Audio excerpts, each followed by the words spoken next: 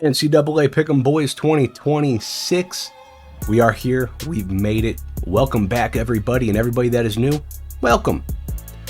It's going to be a crazy year. The pot's only growing and it's only getting larger. But we got a couple of chores that we need to take care of, a couple things to get out of the way. I am your host, Gavin Lynch. I will be the commissioner of this said show.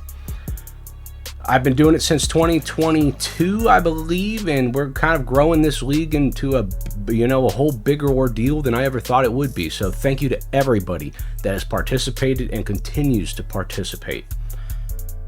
Next, let's talk about the league itself. It starts Thursday, September 3rd, with that first game being at 5 p.m. Central Time. Everything's going to be in Central Time, so don't forget it. And with that week of September 3rd, September 5th will be the first deadline at 11 a.m.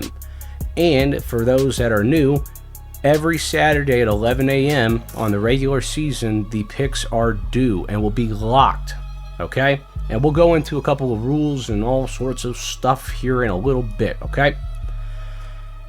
We got two leagues. We're going to do the Pick'em League and we're going to do the Survivor League, and I'll talk about the Pick'em League first, and then we can get into the Survivor League and talk about that.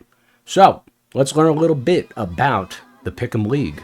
So, the basis of this game and this league is you're going to pick 5 games a week.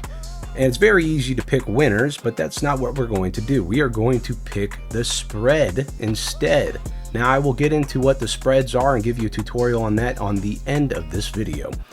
Pick any game through Sunday, and it must be picked before the game starts. So occasionally we'll get those Tuesday games, maybe some Wednesday games, but for sure there's always Thursday, Friday, Saturday, and Sunday.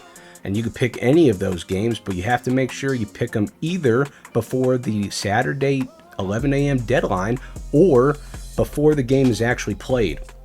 Whichever comes first.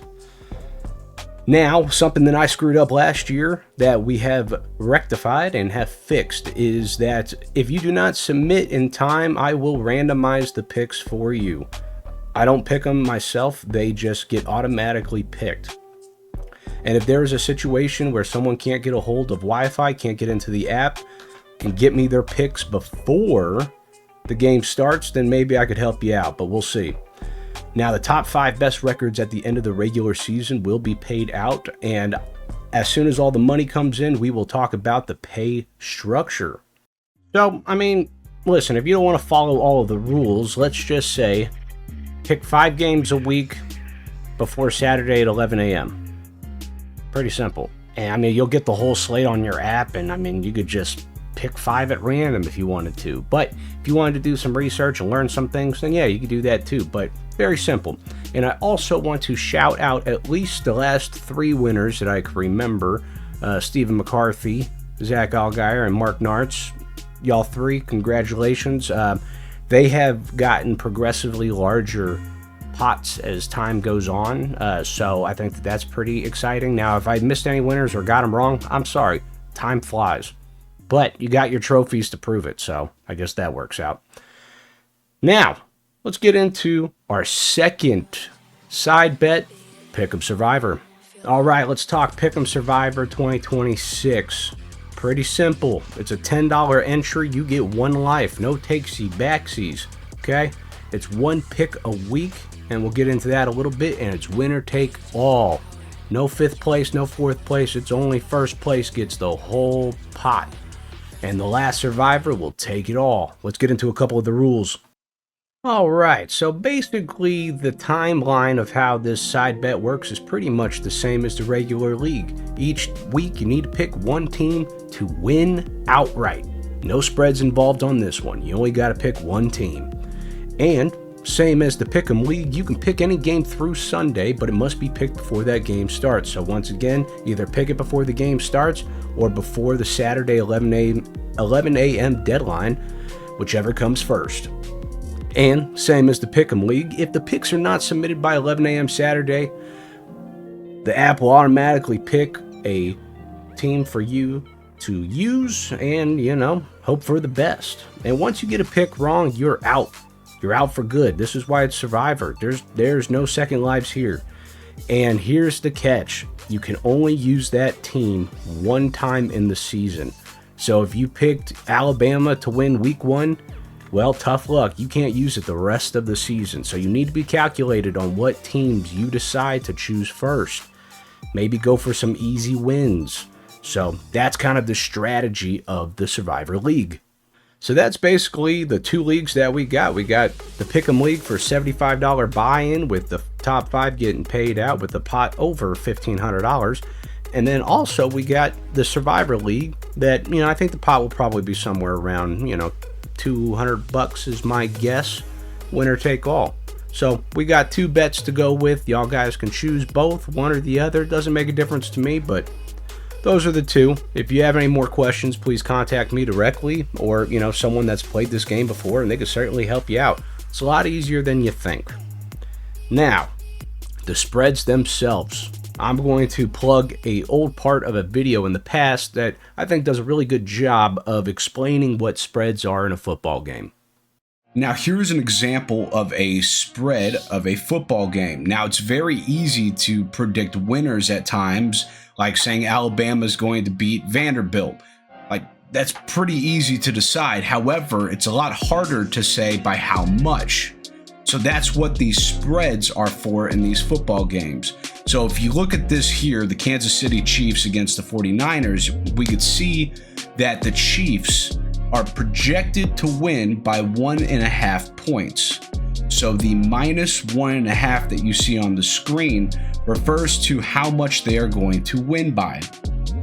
Now, on the other side, we see that the 49ers are plus 1.5. That means that they are projected to lose by 1.5. So when we pick these games, if we decide that we want the Chiefs to win by 1.5, that means that they have to win by a minimum of 1.5 points. If they win by 3, if they win by 7, they win by 14, you are in the money and you are in the green.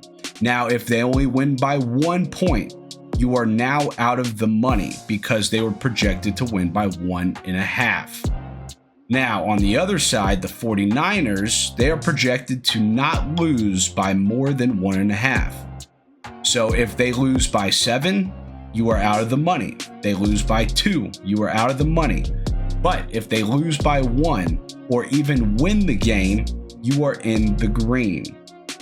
So these spreads are basically like a buffer to let you know that here are the minimum requirements for you to be in the green. The Chiefs to win by at least 1.5 and the 49ers to not lose by 1.5. So a good rule of thumb to remember is the team that has the minus number is the one that is projected to win and needs to beat that number.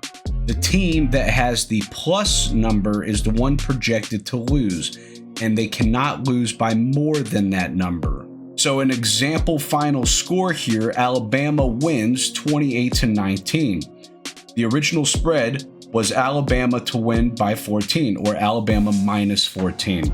And because Alabama did not win by 14 points, they did not cover the spread. So if you picked Alabama minus 14, you would have lost the pick because they only won by 9 and not by more than 14. If you picked Miami to not lose by 14, you would have won because Miami only lost by 9 points and did not lose by more than 14. All right. I think that's pretty much all I have for you. You know the drill. You know when the league starts. You know when to get those picks in by. Hopefully you learned something about spreads. You know that there's 2 leagues, the Pick'em League and the Survivor League, $75 entry and a $10 entry, both getting paid out. I think it's time to play and watch some football. I appreciate y'all. I look forward to a great season. And remember, happy picking.